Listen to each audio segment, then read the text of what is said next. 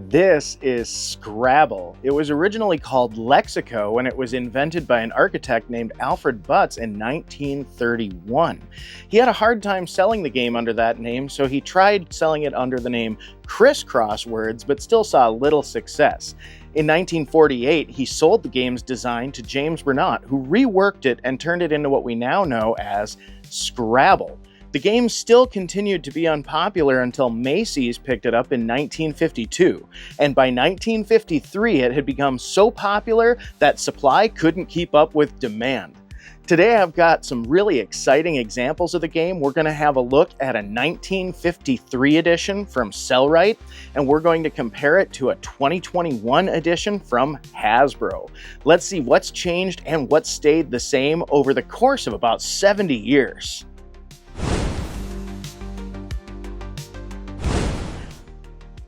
All right, this is awesome. So over here on the far end, I've got the 1953 version of Scrabble from Selcho and Writer, or Selright. And then here I've got a 2012 edition. Nothing special about this one. This just happened to be the personal edition that I had on hand. So I thought I would just kind of throw it out there because this had a few gameplay tweaks at the time. And then I've got the most recent here. This is a 2021 edition. Just purchased this for this video. And then I've got this little travel one I wanted to show off. Now this one I purchased just a little bit before this one here. So I think the travel, if I'm not mistaken, is like a 2006, 2007. And then of course, the one that I'm actually terrified of. So obviously I really like Scrabble. But I'm terrified of opening the world's smallest Scrabble because of how small the tiles potentially are. But I just thought it was so neat when I saw it that I had to grab a copy. So I just kind of had that out here for display. Maybe I'll open it. That might be its own video. I don't know. I'm thinking like as soon as I pop that thing open, the tiles are going to disappear in Narnia and I'll never see them again. And Mr. Tumnus will wonder where that S came from. But anyway, so let's dive into this comparison, starting with the 1953 edition from Selcho and Writer, or Selright. Now, right away, this box is really beautiful and understated. It has a sort of fabric finish on the wrap. It's a very nice dark sort of, the brown has an almost plum tinge to it, I want to say, but mostly it's brown color wrap with gold leaf, and it's slightly embossed on the lettering, so it looks really rich. Now, interestingly enough, the front has a little sticker with gold on it. So the front there, where it actually says Scrabble, a crossword game, this big blue dot here, that's actually just a sticker that was applied to the box after. It's not part of the original print on the wrap. Now, I think that this is most likely due to the nature of how this game was sold. So again, this game didn't really see much success until it was offered in Macy's stores in the early 50s. And of course, Macy's was a department store. Department stores would generally have different subdivisions inside of a larger complex that were different departments. So one person might be selling clothing, another person might be selling toys and games at a station or department within the larger building or store. So in those instances, they would have shelf space at a premium. So a lot of games, like for instance, Monopoly came with a famous popular edition that was a small box that contained all the parts. The board was sold on the side. I have a version of Sorry that I reviewed, same way, small box edition, board on the side. Now this is actually still a long box, but Scrabble is a smaller footprint box compared to some of these other games that I listed. And so I think that when this packaging was designed, the idea would be that the boxes were stacked, and so only the sides would be visible off the shelf. So I'm sure that adding this sticker as kind of an afterthought was really just a quick and easy way to keep the package up to date with whatever patent number might be current at the time. Because as you can see, a lot of these older games also very clearly print their patents right on the front of the box. This was very important at the time. You don't see that in practice so much with modern packaging. The back of the box is blank, and when you open it up, this is something that I love. The rules are printed on the underside of the lid of the box. And if you've watched my program before, you know this pleases the couch. I love having the rules printed on the inside of the box because it prevents loss as well as degradation. So that's awesome. There's kind of an odd cardboard insert on this one that sort of acts like an organizer. It really keeps the ledges, the little wooden ledges that you put your tiles on, off to one side of the board. Then you have the board itself. It also came with a few little inserts for like ordering replacement tiles, which I thought that was pretty neat, as well as somebody's tally from having played this. So I think that's sort of charming when I get a hold of these secondhand games, particularly older ones. Every once in a while, I'll see notes on them, names, things like that. And it's kind of fun to see the history of the board game. So I thought that was pretty neat. Now moving on to the 2012 edition, obviously we have much more modern printing techniques on here. We've got a shiny box, bright, colorful branding on the front. There is a call out that there are new ways to play the game, hinting at all of the new mobile apps that they had available and different editions of the game at the time, as well as a optional expanded rule set that we'll look at a little bit later that's included in this one.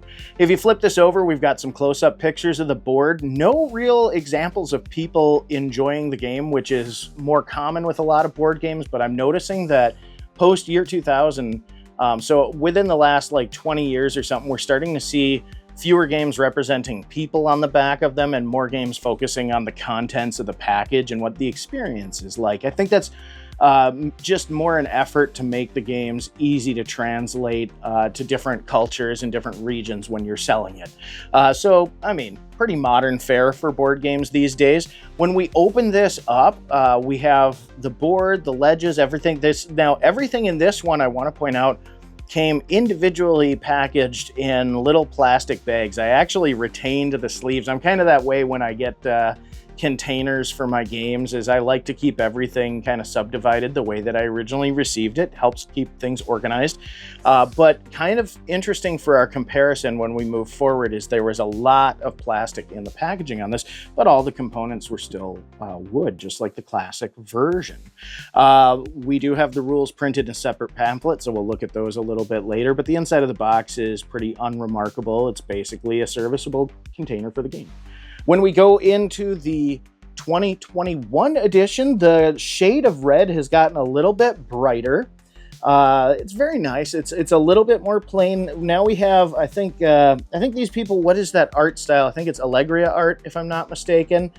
Very common for modern, like, corporate art that we see. It's sort of something that I'm not a huge fan of because it looks a bit sterile, but in the instance of this Scrabble cover, I don't think that that's really anything that I consider a detractor, because it's a common art style that we see. And it's a nice way to represent people having a good time. The reason I don't like the art style is look at the proportions on the people. That's what kind of drives me nuts, is I see this a lot online as well, corporate training websites, things like that, is when they use this art style, everybody looks like their heads are too small or their legs are really big and their feet are tiny. It kind of throws me off. That's the reason I'm not a huge fan, but it's colorful, it's bright, and it's inviting. Box is well made too. The print quality on both of these, excellent. When we flip it over, again, standard fare for modern board games. We have a close-up of the game itself, its components, and a little explanation of what there is inside. Now, let's get to the fun part. We're going to get into the comparison of the game boards and components themselves, starting with the 1953 Selright edition. The print is really nice. You have the scores for all of the letters printed out clearly for everybody to see. You have the word Scrabble as a little runner on the side, but the board is pretty much omnidirectional. The bonus spaces are very brightly colored. It's a nice functional board.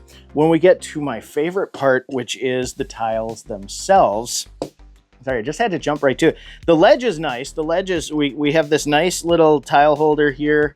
Okay, so the modern edition refers to them as like a tile holder or whatever. I've always referred to these as a ledge. But whatever the case, the big thing that holds the tiles here, Very nice weight to it. I believe this is, I'm not a woodologist here, but I think this is like oak. Very, very nice grain to it. The tiles, oh man, these are something special. I love Scrabble. Like I very much enjoy Scrabble, and I've always liked the tiles as just there's certain game pieces like Azul's tiles kind of do this too. Is they're just wonderful in hand. And you know, I thought that I enjoyed what I had with the 2012 Scrabble, and I didn't think anything was really special about these, but the 1953 Scrabble tiles, I can almost not put into words how wonderfully finished these are. These are top tier. My only complaint at all is I wish the lettering was a bit more bold. But that's neither here nor there. Everything's a little bit finer, and the lettering is actually nicely embossed, and then there's this wonderful sort of clear coat finish, and these are so nicely sanded. Oh, I could fidget with these all day. It's terrible. It's terrible. Okay, so they're terribly awesome. They're wonderful. I should put these over here before I get too distracted with them, but the tiles are just, they're wonderful. Now, as far as drawing the tiles for the gameplay, this is the only edition that I have on display that does not come with a tile bag for blind drawing, which makes the game easier. No, in fact, even in the instructions, it says to arrange the tiles face down inside the game box and to draw them. So again, I mean, but fabric is kind of expensive, so I can see, especially in the 50s, if you're trying to keep the game at a reasonable cost, and by all means, everything about the game screams premium. So if they're cutting costs, it's not by much. It's not by much. I'm curious. I should actually look up and see what one of these sold for in 1953, because this is at the height of Scrabble's popularity, when they were selling out faster than they can produce them. So Scrabble was really a hot ticket item in the 50s. But going into the 2012 edition, we can see that, again, not much has fundamentally changed about the board's design. We still have Scrabble written as a runner only. Now the direction has changed. Here it was kind of written vertically. Now it's aligned with the edge of the board. I guess, I don't know, that's kind of, they're both sort of vertical and horizontal. Depends on your perspective, but it's aligned with the edge of the board differently here. However, we now have the score facing both ways, so if you have two players facing each other, it's easy for them to see what all the values for the letters are. I really like the white background with the bold black grid with the nice colors for all the bonus spaces. This is a nice looking Scrabble board. Everything's tape wrapped very nicely. The union for the joint has held up over the years. I mean, this has been my daily driver for Scrabble. Anytime I've been playing Scrabble over the years, this is what I've had. And it's had quite a bit of love, and it's held up. It doesn't look worn out at all. I gotta say, it's actually, I mean, I store it nicely. Like I said, I keep everything in the little plastic bags it came in. But this one is held up very nicely, and the quality of the build is fantastic. The ledge, I think now this one, the wood on the ledge looks a little bit different. So again, I'm kind of curious because this looks more like straight grain. So almost like an ash. It's a pale wood, straight grain. It's very nice. The tiles, again, I hesitate to guess what the tiles are because these are so light, and in the 50s, they look really nice, and I can't quite identify the grain. This looks like it quite possibly is oak. It feels nice and heavy. These aren't finished or sanded quite as nice. It'd be kind of neat to find out what all the different woods are, to be completely honest. I mean, I'm guessing, but if anybody's looking at the pictures and you want to throw in your conjecture, by all means, it's part of the fun. But these, now the lettering is a little bit heavier when we get into the 2012 versus the 1953, but the letters are smaller. So, and I mean, it's really negligible how much heavier it is when you look at it. It's pretty much about the same, really, but it does look like the black is a little richer. That being said, very similar in size, but the finish is night and day. I mean, these are nice to hold. These are sanded, but these are not like sealed and finished with whatever varnish was on these. So I gotta say, like, nice components, but they don't scratch that itch like that 1953 edition. However, I won't say that Hasbro went cheap. This feels good. This feels everything. The fit and finish of the board, the fit and finish of the pieces are nice. I'm gonna level with you.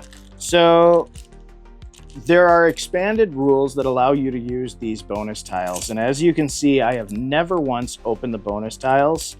And it would be unfair of me to review this edition of Scrabble and not at least open these up. So how these work is for up to 4 players, each player gets 3 tiles of one color, and 2 of them will have a star on them, and 1 of them will have a blank tile. So that blank tile works like a blank tile in Scrabble normally would, except for the colored ones are worth 3 points, and those points do multiply if you get on a bonus square. So, I mean, right away we have additional point value for a blank tile, which I really feel like a blank tile... Blank tiles are really sort of like a mulligan. Like there's a trade-off. You're sacrificing the potential points of the legit letter with a blank tile when you're using a traditional blank tile. Whereas with these power tiles, okay, so now we're manipulating the score, we're getting a little extra. So I don't know. I'm not a big fan of that. The star tiles can be turned in without sacrificing your turn to exchange another letter. So you can exchange one of your letters if you don't think you have a nice combination, or you can use it to block a word and save a space for yourself. So let's say I have a word across here and I know I can add on to it to my next turn, or I know that I have an idea of where I want it to go. I can add my little star to the end of that word, and basically that acts as a block. So until I remove that star and play a letter there, nobody else can play off of the word that's there. Again, this adds rules that I don't like to Scrabble, and I don't think that it really needed the modification. In fact, these particular rules with the power tiles feel to me like you're accommodating a whiny player that just needs to get good. They need to skill up. They need to like work on their diction. I don't like adding all kinds of snazzy tiles. Now, I mean, these plastic tiles feel nice. They're a little light. They have, I don't like some of the rough edge on the casting there. They don't look extruded. They are cast, but they have some areas where parts of them were trimmed a little bit. I don't know. These aren't like Azul levels or anything like that. So anyway, interesting that they added some new unneeded rules to Scrabble just to kind of expand the gameplay, whether or not that was needed. There is a lovely velvet black... I did like the black velvet tile sack that came with the 2012 edition. This is nice. This is very nice. It's held up really well. Yeah, I mean, it's like I said, I've taken this around and everything, but it's collected some pet hair and some dust. But overall, this is held up. It's very nice quality fabric, very nice nylon cord for the draw. I mean, you know, I'm not throwing this in the back of a truck and driving out to the hunting lodge or anything like that, but again, it's held up really nicely. So let's move on to the 2021 edition. Now, the board has taken on more of a neutral quality, I guess. We have white lines with sort of like grayed out spaces. I like the more defined lines of these older boards. I'm not so hot on the newer design here, though the grid, now interestingly enough, the way the grid is placed, I can feel it. Like in the right light, you can even see that the white on this print stands above everything else on this. So I'm not sure what the printing technique was, but it is relatively tactile. Like, it's not enough that I would say that it would be an accommodation for those with vision impairments, but it is something that I notice. The color is, you know, the color of the bonus spaces are nice. They stand out. You have the score again facing both directions. It's very, very similar in core design to the 2012 Scrabble. I just don't know that I like the color scheme as much, just without the clearly defined lines, but it doesn't really make a huge difference. Size is there, playability is clearly there. I just like things a little bit more visually separated, if I could put it. Like this is even still a little more neutral for me than, say, the 2012, but the 2021 is neutral in the wrong direction. They really need this background color for the grids to be a bit darker, more akin to like the 1953 edition. We now have wood components again, and I think that's interesting because they point out on here on the package now with wood tile racks. So tile rack and or ledge, whatever you want to call it. But so I don't know at what point, given that I have, you know, within, I guess, in the 10-year interim between 2012 and 2021, at one point they must have had plastic letter tile holders here, or tile racks or ledges or whatever. I do want to point out too, the profile of the ledge is more fit to form for the later models than the original. The original kind of has a little bit more of an Art Deco scallop to the ledge there, where the later models, or I shouldn't say original, this is close to the original. I should point out in 1953, this board is the same copyright art as the 1948 Brunot board. So everything else about the packaging seems to be copyright 1948, 52, and 53. So those are going to accommodate the years that this game was available through Macy's stores. And so there may be some variables there. This is pretty close to an original Brunot version. It's going to be the Brunot versions of Scrabble obviously are going to be different than Lexiko or Criss Cross Words. So those are going to be different than the original like 1940 or 31 version of Scrabble. So unfortunately, those didn't sell very well. So I gotta imagine, I didn't see anything available when I've been looking. It would be kind of cool to get a hold of a set just to do a comparison. But anyway, these guys, kind of a tangent on originals there. These guys feel more fit to form. These ledges are cut directly to fit and form to the tile. A little less Art Deco, but the functionality is there. Interestingly enough, so again, to spell out the word Scrabble takes 8 letters, and in the game you're never really supposed to have more than 7 on your ledge at any given time. So I was figuring sooner or later somebody would probably mention it in the comments. It just displays nicely. However, it brought up something that I noticed is the lengths of the ledges. The older ledges have enough spare room that you can have a spare letter on them. Whereas the new one, yes, you can have a spare letter, so it's plenty, but you can see where the ledge has actually gotten a little bit shorter in comparison, but I'm not going to complain because I'm still accommodating an 8th letter. So, I mean, if you're playing the game as you're supposed to, you're going to have plenty of space to be able to move and manipulate your tiles. The ledge is just a bit smaller. The tiles, all right. See how nice and bold that is? That is awesome. That is great for accessibility, and that's why I'm confused by the low contrast board, because you have these tiles with beautiful, thick, easy to read print, and then you go ahead and make the board a little bit more neutral. And I'm curious to know if the color shifts at all are easier for people with color blindness. I am not as familiar as I should be, I guess, with all of the different nuances to color blindness, but I do notice more of a shift in the 2021 edition in which tones were used versus the 1953 and the 2012. So I'm curious about the level of accessibility with this game, but this is a great move. I love the giant thick letters. I wish the little score numbers were a little bit bigger to go along with it. The ledge does seem, this looks more like pine to me, and I was smelling it when I was opening it up, and I think it's dried pine. I think these are pine. I do think that the tiles are still like oak, possibly ash, but these look like oak to me. So again, I'm not a woodologist, so if you want to weigh in on the comments and let me know what you think, or if you know, that would be cool. If you work for Hasbro and if you know, let me know.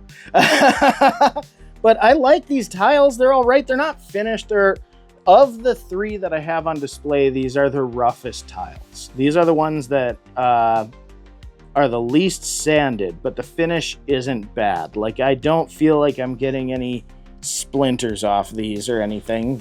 They still feel nice, but if I were to say, like, if I'm rating these, I'd say this is my first choice, this is my second choice, this is my third choice for like which tiles that just feel the nicest in hand. And they're just wonderful. And I mean, that's not really what you're doing with this game, but I'm just saying, quality-wise, it's kind of nice. I appreciate when the components are really high quality. And we have, so no longer a velvet bag. This actually feels like a, I don't know, this feels like a looser, it's a synthetic, softer on the outside, kind of like a microfiber, but smooth on the inside here. So I'm not exactly sure what material it is. It does seem thinner. You can definitely see light through it. But I have no reason to believe that the quality of this tile bag would not hold up. Still has nice sturdy cord. I actually think there are some advantages to not having like a velvet, because the velvet tends to look dirtier over time. Like, this has really collected dust and dirt. Even when I'm running the lint roller over this before taping, it's still kind of tough to keep this from collecting off of everything it touches. This doesn't seem to be close to that texture, so I don't think you'll have that trouble. But again, you do have a nice little bag for blind drawing your tiles out of, and nice quality. Actually, this is a little bit, is it bigger? Is it bigger? No, it's about the same size. It's about the same size. I think the lighter fabric, it's a hair taller, but like 1/8 of an inch. So that's 1/4 of an inch. Not much, not much, almost indiscernible. Okay, so those are some nice components there. Let's get to the rule book here. Now, obviously, the 1953 Scrabble, that tickles me. The rules are printed on the underside of the box. Wonderful. I love it. Great. Let's get into the 2012. The 2012. Now, this is a nice full color fold out here. Lots of visual aids to show you where everything is. Certainly stands up to the test of time. You know, that's the thing, is sometimes I like saddle stitched booklets, but these fold outs can be an excellent, sorry, I'm tripping over my words here. These fold outs can be an excellent way to give you some great instructions with a big visual aid without compromising the paper as far as wear and tear is concerned. So, very nice. Not sealed paper or anything, but full color print. So, very nice instructions with the 2012 edition. Going into the 2021, we actually see that tradition of foldouts is alive and well. Now we have a full bleed, full color. The rules are a little bit more text-based than they are visually based. So in the 2012, as you saw, there were quite a few more photos and depictions of the game itself. This, we actually have the rules written out a little bit more clearly. So both are excellent rule books. Both clearly can stand the test of time. No saddle stitch or folds where there are staples through that are going to wear out. So wonderful there. So as far as we're going with the modern edition, here's a throwback that's, 10 years its predecessor. I know there are tons of other editions throughout the years, but when we're just going at a home edition of Scrabble, my only big detractor, the only thing that I don't like about the modern edition really is how the grid is arranged on the board.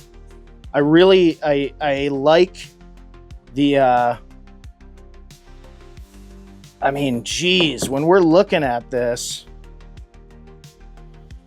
I very much prefer having these nice bold lines like these earlier versions of Scrabble. But aside from that, the core game has really not changed that much, which in my opinion is a good thing. I don't think that you need to reinvent the wheel. Scrabble's great. Scrabble's a wonderful game. It's wonderful for learning new words. It's wonderful for the nice sense of, again, strategy with a little bit of chance. Scrabble's one of my favorites. I like to bust it out. It's very easy to teach people. Great game overall. So I'm a huge fan here. So But before we go, I do want to bust out this travel Scrabble. We'll just do this right here. This is kind of neat. Now, again, I guess I'd have to double check the year, but I'm reasonably certain that I purchased this sometime around 2006, 2007. And I don't see any dates. I don't recall seeing dates when I had pulled this out. Oh, here we go. Oh, it's quite a bit older. 2001 Hasbro. So, I mean, this could be that the design is copyright 2001. But this is one that I've taken this one around here, but this is the one that has really been put through its paces. This one has been on tons of trips to go visit family in the hospital, camping trips. This is one that I would easily call one of my best board game purchases. I'm not gonna lie. Now, though I do prefer the feel of the wooden tiles and the nice big Scrabble board, if I had to pick a single iteration of Scrabble to purchase, and that was my only version, I would probably choose Travel just because of the conveniences. I mean, one, everything zips together and keeps stowed very nicely. It still comes with a really nice drawstring bag for the tiles. The tiles in this instance are plastic, but they are designed to snap in place on the board, and the board does fold up. Now, the other nice thing is the little tile holders snap into place on the back of the board, and they have little covers on the ledges, so you can easily pack them away mid-game and come back later on to play. So this is easily the most portable version of Scrabble that I've seen. I don't think I've seen another travel version that was too terribly different. But I gotta say, this is awesome. This is just great. So I've definitely gotten a lot of use out of the travel Scrabble. I should probably check and see if there's a modern one, but this just sort of was something I included on this to show some of the various permutations that we've seen of Scrabble over the years. And this was such a well-made travel game that I'm sorry, I don't need to waste money buying a whole nother one. This one has lasted, I mean, easily 20 years, and as you can see, the wear and tear on it, yeah, sure, it's a little bit dusty, but everything has held together beautifully. This is, when you get a board game with this kind of mileage on it, you know that you got yourself a quality product. So, Travel Scrabble, awesome. Still terrified to open the world's smallest Scrabble. I don't know, maybe I should. You should probably let me know in the comment section if you'd be interested in seeing me attempt to play the world's smallest Scrabble. But Scrabble, what do you think of it? Is it one of your favorites? Do you have something that you prefer? What's your favorite edition of Scrabble? Comment below and let me know. Thanks for joining me, and we'll see you next time.